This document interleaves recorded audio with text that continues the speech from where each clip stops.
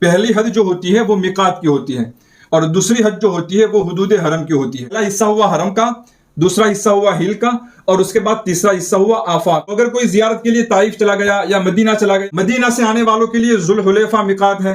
دیکھیں یہ بیت اللہ ہے اور اس کے چاروں طرف یہ پہلی حد ہے حدود حرم کی، ایک طرف تنعیم ہے، ایک طرف جعرانہ ہے۔ السلام علیکم ورحمۃ اللہ وبرکاتہ۔ محترم ناظرین، اس ویڈیو میں حج کرنے والوں کے لیے اور عمرہ کرنے والوں کے لیے کچھ ضروری مسائل ہیں۔ دیکھیے، جب کوئی بھی حج کرنے کے لیے یا عمرہ کرنے کے لیے مکہ مکرمہ آتا ہے تو وہ دو حدوں سے گزرتا ہے۔ پہلی حد جو ہوتی ہے وہ میقات کی ہوتی ہے اور دوسری حد جو ہوتی ہے وہ حدود حرم کی ہوتی ہے۔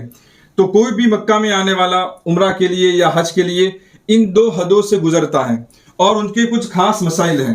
اگر یہ مسائل نہیں جانیں گے تو بعض مرتبہ دم لازم آتا ہے یا صدقہ لازم آتا ہے۔ اسی طریقے سے یہ مسائل ان لوگوں کو بھی کام دیں گے جو حج کے لیے یا عمرہ کے لیے مکہ میں تو آ گئے لیکن پھر زیارت کے لیے اطراف میں گھومتے ہیں، پھرتے ہیں، طائف میں جاتے ہیں، بنو سعد میں جاتے ہیں، یا مکہ کے اطراف میں جو زیارتوں کے لیے گھومتے ہیں، ان کے لیے بھی یہ مسائل جاننا ضروری ہے، ورنہ بعض مرتبہ ایسا ہو جاتا ہے کہ ان پر دم واجب ہوتا ہے اور ان کو پتہ بھی نہیں ہوتا۔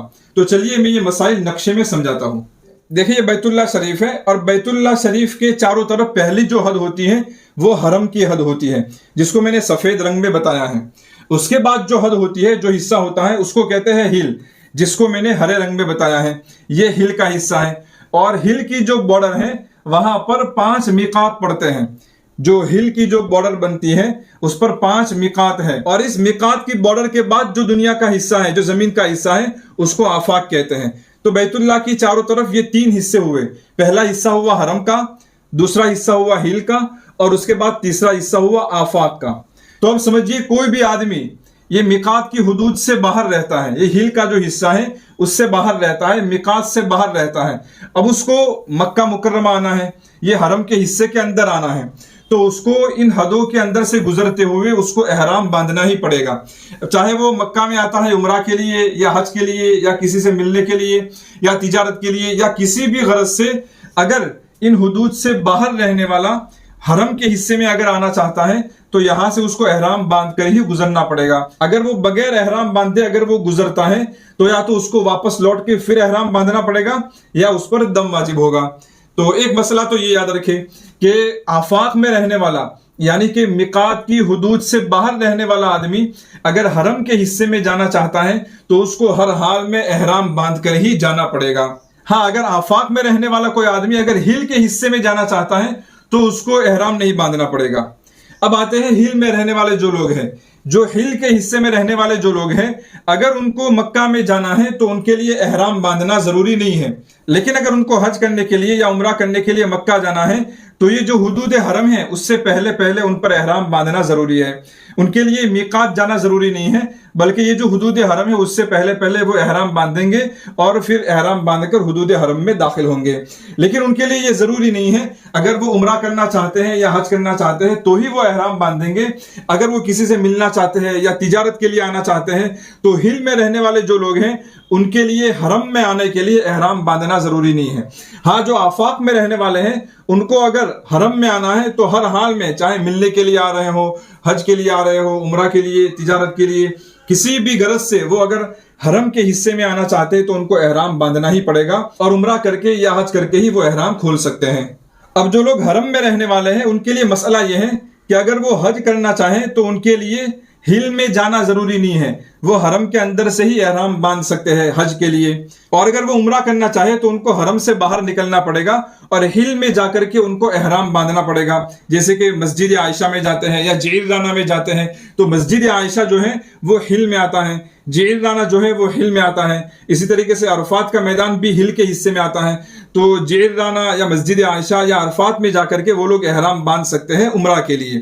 اب سوال یہ ہے کہ آفاق میں رہنے والا، جیسے کہ ہندوستانی لوگ ہیں وہ آفاق میں رہنے والے ہوتے ہیں، تو اگر آفاق میں رہنے والا کوئی آدمی حج کے لیے یا عمرہ کے لیے مکہ میں تو آ گیا اور وہاں اس نے قیام کیا، بعد میں حج کر کے یا عمرہ کر کے وہ زیارتوں کے لیے باہر نکلا، تو اگر وہ ہل میں ہے، اگر وہ زیارت کے لیے جیسے کہ مسجد عائشہ میں گیا یا جعرانہ گیا یا عرفات گیا تو وہ ہل کا حصہ ہے۔ اور میں نے پہلے بتا دیا کہ یہ جو ہل کا حصہ ہے وہاں سے اگر حرم میں جانا ہے تو احرام باندھنا ضروری نہیں ہے۔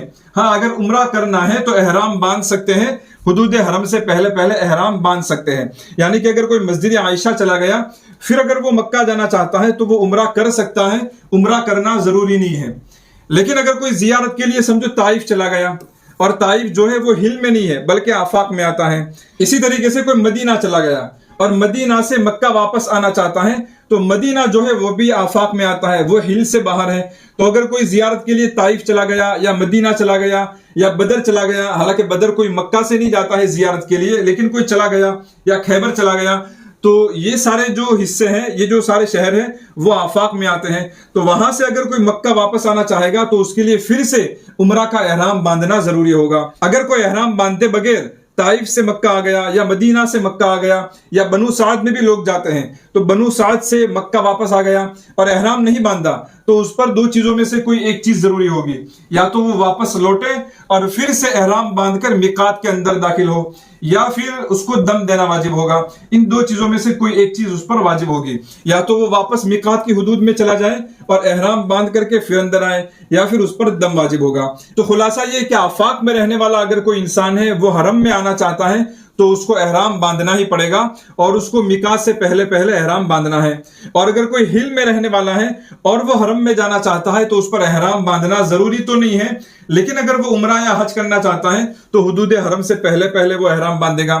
اور اگر کوئی حرم میں رہنے والا ہے تو مسئلہ یہ ہے کہ وہ اگر حج کرنا چاہتا ہے تو حرم ہی کے حصے سے وہ احرام باندھ سکتا ہے. لہٰذا ہندوستان سے جانے والے جو لوگ ہوتے ہیں پہلے عمرہ کر کے وہ لوگ مکہ میں قیام کرتے ہیں اور وہیں پر رہتے ہیں, تو وہ بھی حج کا احرام حرم ہی کے حصے سے باندھتے ہیں. ان کو باہر جانا ضروری نہیں ہوتا ہے. پہلے ہندوستان سے آ کر کے انہوں نے عمرہ کر لیا اور انہوں نے احرام کھول دیا, اب وہ مکہ ہی میں رہتے ہیں تو اب وہ حرم میں رہنے والوں کے حکم میں ہیں. یعنی کہ اب اگر یہاں سے ان کو حج کا احرام باندھنا ہوگا تو وہ حرم کے حصے سے ہی احرام باندھ سکتے ہیں. لیکن اگر عمرہ کا احرام ان کو باندھنا ہے تو ان کو حرم سے باہر نکلنا پڑے گا اور ہل میں جانا پڑے گا, اور حدود حرم سے باہر احرام باندھ کے حدود حرم میں وہ داخل ہو سکتے ہیں. اب جانتے ہیں کہ یہ جو میقات کی حدیں ہیں وہ کیا ہیں. دیکھیں یہ 5 میقات ہے.